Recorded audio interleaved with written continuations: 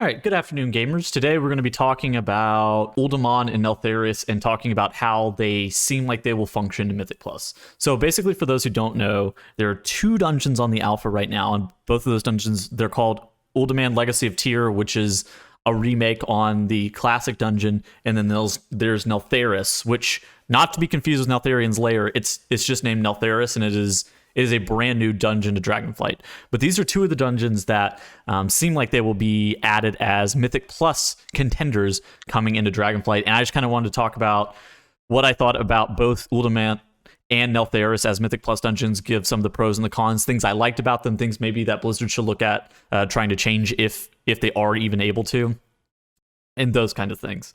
So overall, I think I want to start with Uldaman. So basically what it is it's very similar to old Uldaman, kind of. So it's the exact same like dungeon, but the bosses are different and the trash is different. So it's very... I say it's similar, but it does have a lot of things that have changed. And even if we go into the dungeon journal where we see Uldaman Legacy of Tyr, it's 5 bosses that you don't see in Uldaman, and so there are some stuff that's different. But notably, the things that are the same is like the dungeon layout. So the trash is different, but the layout is ultimately the same. The bosses are different, though. Let me just bump this up to 2x speed. I've played through both these dungeons probably about 10 times at this point. I've just been doing it for content or for fun. And so I do feel like I have a pretty good read on just these dungeons. Maybe it's not like a perfect read, and obviously a lot of things are subject to change whenever Mythic Plus does come out. I think 2x is too bad. I'll put it on 1.5. Okay, so let's start with the things that I like in the pros of this dungeon. So first off, I actually think that the trash is designed in a way where there's not a ton of glaring issues. There's a decent number of mobs that don't do a lot, but ultimately there are... I feel like the balance in both of these dungeons, we're talking about in both of these dungeons, I feel like the balance between trash mobs that are really obnoxious and then trash mobs that don't do very much for both Uldaman and Neltharus, we'll talk about Neltharus specifically in a second, is pretty solid. And so I think that is something that Uldaman does have going okay for it. I think that it's very easy to do, and I think that that's the other thing, in the sense of it's new player friendly, it's a straight line, there's not much to be confused about with this kind of dungeon. Now let's talk about the downsides, because I feel like there are okay, so actually let's write down the good things here. So things I like about Uldaman. First off, it's like mob diversity is decent.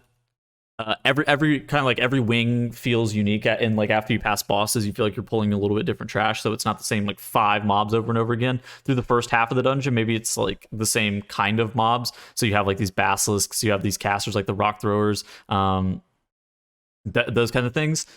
But once you do progress further in the dungeon, you actually get a decent number of trash. So the mob diversity is decent. Balance of mobs that do a lot versus do a little mechanically seems good. Obviously, this is something that can, in my opinion, can change very fast with something like this, where it's like if we get into Mythic Plus and then it just ends up being kind of a fiesta, all right, my opinion on something like this will change rather fast. Overall, I guess the bosses aren't bad. I would even say that some of them are pretty good. Some even good. So like the last boss of this dungeon, it's like a dragon. Let me see if I can just like kind of fast forward a little bit. So the last boss of the dungeon I actually find quite strong, where it's... Oh, I went a little bit too far forward. Oh no! Where, so it's called Chronoloord Delos, and it has like these sands puddles on the ground, and then every so often it casts Rewind Time Flow, and those sands, whenever you stand in them before, they make you, they reduce your haste. But whenever they turn to that white color and you cast that Rewind, then they give you haste. And I actually think that mechanically this boss is pretty solid. Like no complaints in regards to that boss. I think the bosses mostly are okay. They're not going to be major deterrents, at least in my opinion, to the key. Some of them, like the last one, I would even say are good. So those are the things that I like about Uldaman. Things I don't like about Uldaman. I think that like one of the biggest things that they brought back with this dungeon, and so we talked about this in a couple of videos ago, where it was like Blizzard's willing to change structurally some of how the dungeons work with like the mobs and stuff like that. And I do give them credit. The mobs in this dungeon don't feel like they're from Classic. They definitely feel like they have a lot more upside. However, I will say that the biggest downside of this dungeon is just how do I even describe this? It's a cave. It's a linear cave. They brought back Uldaman from Classic, and it feels like there's something about Uldaman from Classic that just does not fit in today's metagame with like how Mythic Plus works, where the corridors are very tight. It will not work well with things like Spiteful, Inspiring, and Sanguine. So a lot of affixes, unless they're going to change how Spiteful, Inspiring, and Sanguine work, or they're going to remove them potentially, this can just become a problem, just because of how you have to be dealing with these affixes. And I think that overall, this makes for a non-enjoyable experience in this dungeon. So the first time I did this key, we were pulling one pack at a time. It felt really bad with just how the trash was set up. But once you start pulling it more aggressively, like you would in like a Mythic Plus situation, then it starts to feel a little bit better. And so that's something that I feel like I need to get a little bit better of a gauge on, just doing the dungeon more with Mythic Plus before I'm really able to speak on how the pull pacing feels.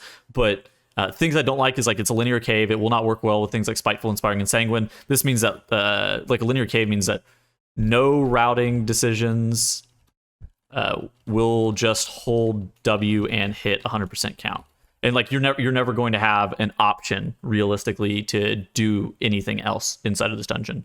And so that's another thing I don't like about Uldaman. And the last thing is 5 bosses. I think that 5 bosses, even though that some of these bosses are, one of these bosses is good, 4 of these bosses I feel like are okay. Even though it's like that, I don't feel like I feel like 5 boss dungeons, at least to me personally, is something that I do not like in dungeons. And so that's what I would say about Uldaman. Overall, if I had to rank this dungeon, I would. It's worse than a lot of dungeons I've played, but I don't think it's the worst dungeon ever. I would say it's better than a decent number of Shadowlands dungeons. It's definitely like if I had to put it in like rank it against other Shadowlands dungeons, it would certainly be like in the middle of the pack. I think people continue to call it very Temple of Seth Rallis-esque, and I feel like that's kind of a fair comparison. It's a straight line. It's a boss. It's a bunch of bosses. You're fighting them over and over. Like the bosses are the main thing there. There is some trash, but ultimately it doesn't do a ton. Oh, also another thing I don't like about Uldaman is like there are 2 or 3 mobs that have anti-kite mechanics, which it's unclear. So hold on. So it's unclear as to whether or not this is intentional with how they changed anti-kites in Shadowlands. So this may be something that's going to change, but I'm just going to mark it down just because. So there are 2 or 3 mobs with anti-kites, and with corridors being so narrow and things like that happening, it's really easy for just group members to get hit by these anti-kite mechanics. In addition to that, there's also like a decent number of melee just like ground effect abilities, and so if you don't tank the mobs in like a good spot, because the dungeon is so cramped, I feel like I'll write very cramped, because the dungeon is so cramped that's something that I just feel like it just does not work well with anti-kites. So basically I would say this is still like middle of the pack Shadowlands. Like a middle of the pack Shadowlands dungeon is definitely not something to write home about. Something that I hope could get some iteration on, but I don't know how much functionally it could fix, because the things that I liked about it are like the things that Blizzard is mostly in control over. The things that I don't like about it is like 5 bosses was a decision that was made a while ago, right? The cave is just structurally, it is Uldaman, right? So you're getting the cave. It's like it's not something that's going to change. Maybe these mobs with anti-kites, something could happen with those. It's not going to work well with Spiteful, Inspiring, or Sanguine. I guess they could remove these affixes and it would be fine, but even still, it's difficult to kind of fix the problems that it has. So I don't feel like there's going to be a ton of upside on it. Some have claimed that it's the worst dungeon they've ever played. I wouldn't go that far without having really tested it thoroughly, but it's certainly not shaping up to be a fan favorite, and it's not a dungeon where you're like, okay, this is going to be a perennial banger. And for like those who don't know, whenever you're testing these dungeons, whenever I tested Halls of Atonement the first time on the Shadowlands beta, it was like, okay, this dungeon is going to be one of the best dungeons, and it ended up being one of the better dungeons. You like kind of know instinctively whenever you're doing playing a good dungeon versus a bad dungeon. All right, so let's talk about Neltharus. Let me fast forward to get some Neltharus footage, just B-roll playing in the background. So how does Neltharus work, I guess, is how I should first start. So right off the rip, you can go different directions. And so there's there's Chargarath and there's Magma Tusk. And you can go to either of these bosses first. And then you can like loop back around. So it's kind of I guess I'd say it's kind of similar to a Taldazar. I would kind of say it's similar to a Taldazar in that regard, where it's like you can loop around and you can pull different bosses first and second. I think Gorek has to either be done second or third, but that's not even super clear to me. I think without 100% testing, without infinite testing, I think it has to be done second or third. Although I do know that Magma Tusk and Chargarath, either one can be done first. And so how this, let's talk about some of the things that I like. I really, really like the mobs that are in this dungeon. I feel like the mobs in this dungeon have a good balance between mobs that do a lot versus mobs that do like just tank damage. So for example, there are these birds. Okay, we can already see this on screen. There are these birds right here, these phoenixes. They don't do shit. Like you can kick them, but ultimately they're just tank damage. And then there are a lot of other mobs, like a lot of these big guys. They will do some abilities, and some of them don't even do all too much. So like this Magma Fist, like this is just like tank damage. Basically, this pull seems pretty reasonable, assuming that you're not going to get hit by the spear. So if you do get hit by the spear, of course you're going to get stunned, but it's really easy to dodge. There's other packs that have limiting factors in them. There's like a magma orb from some of the mobs at the very beginning that the name of them kind of doesn't cross my mind. I can't remember the exact name of it at this point, but at the same time, I feel like the mob diversity, kind of similar to Uldaman, is even better. So it's like mobs. So the mobs in this dungeon are something that I'm super hot on.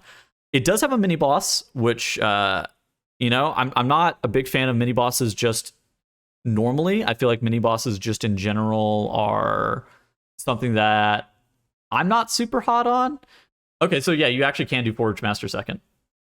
This makes sense. So this is the mini boss right here. I think that ultimately he is okay. He's positioned in a spot where you can even skip him, and so I think that the general layout of this dungeon and the trash is something that is really good and so something that's also I think super nice. It's like for a linear dungeon,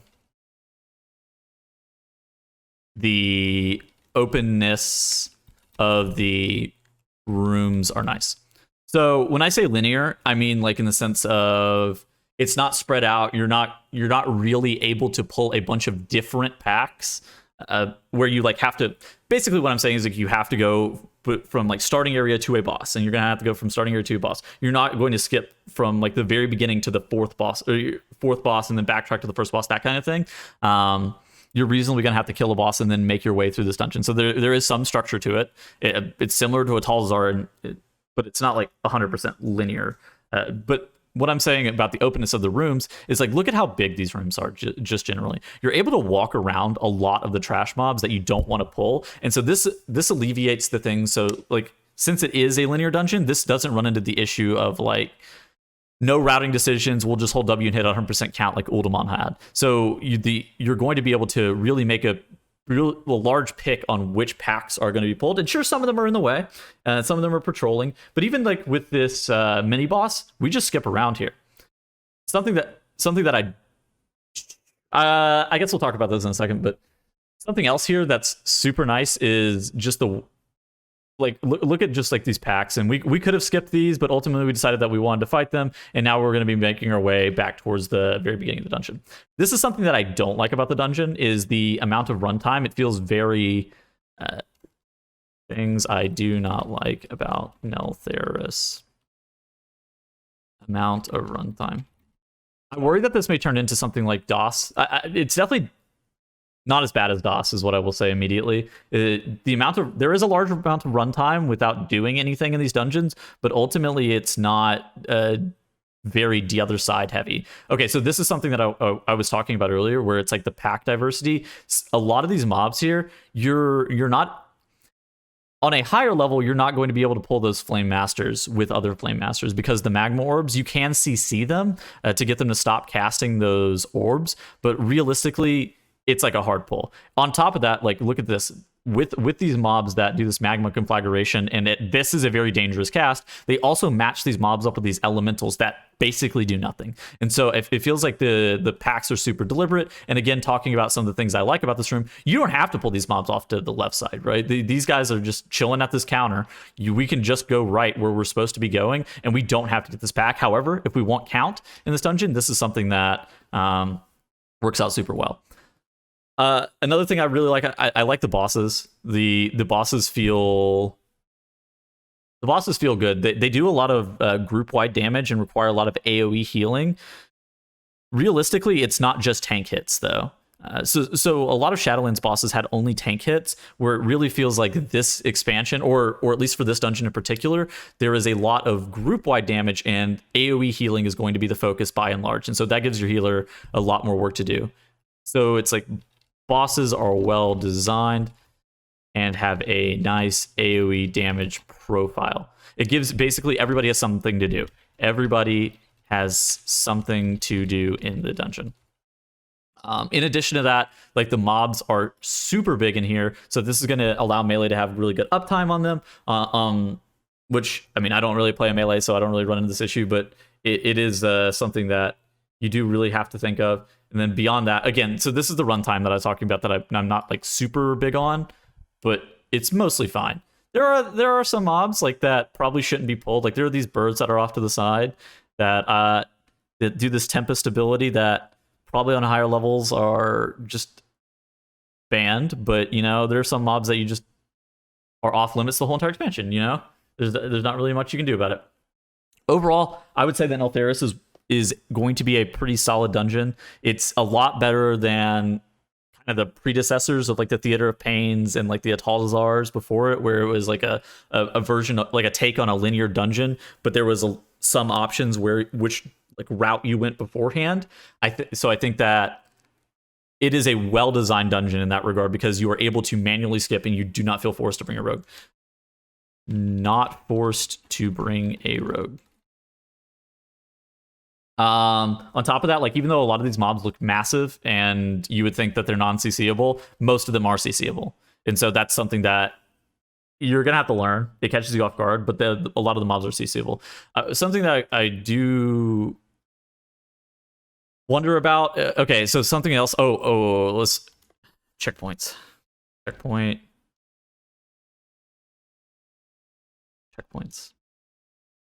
So with Neltharus right now, there is no checkpoint. I don't know if that's intentional or if that's just like a thing of alpha, but that's something that absolutely has to change. The amount of running that you have to do is already a complaint that I have through the dungeon. And so if the dungeon doesn't have checkpoints or remains where it doesn't have checkpoints, it's going to be problematic. So even though you do have to walk back through this middle area after Targrath and after Magma Tusk, you have to make your way back towards the middle. And so like there is a reason, like reasonably, you don't need a checkpoint, kind of similar how you didn't need a checkpoint in a Ataldazar. It's just something that, at least in this dungeon, the amount of travel time, there has to be some change with the amount of runtime that you're going to get, at least from a checkpoint level at minimum. I think if maybe they added some like teleporters or something for checkpoints, or if they could somehow alleviate the amount of runtime that you get through this dungeon, that would make Neltharus almost a top tier dungeon. I don't think that's going to happen. So for Uldaman, I'm sorry that I forgot to mention this, but I need to bring it up right now. There is a checkpoint in Uldaman.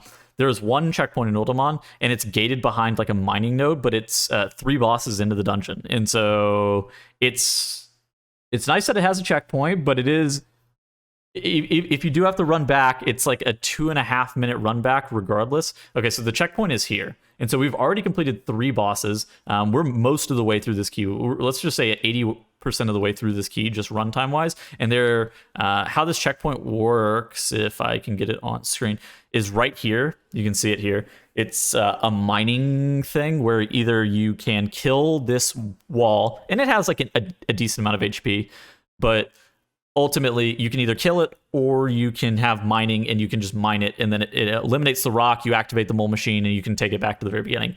I think that this is fine. I think this is placed all right. At the same point though, I feel like the checkpoint is way too late into the dungeon, and so this checkpoint is good but way too far in.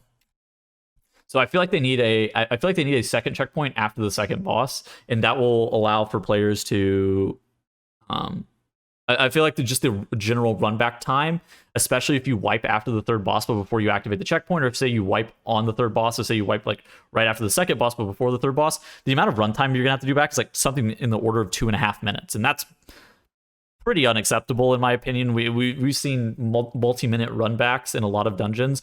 Neltharus has a multi-minute run back as well.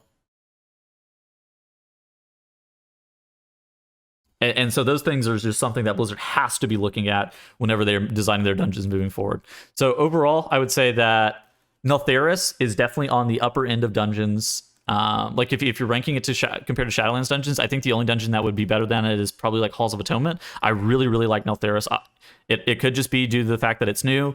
I think that design-wise, though, it is very, very solid. Of course, there's always going to be some drawbacks with like enclosed dungeons, to where like it's always there's always going to be some restrictions, right? And so I think that just by default it's going to be worse than your freeholds, than your Halls of Atonements, than your just like wide open dungeons.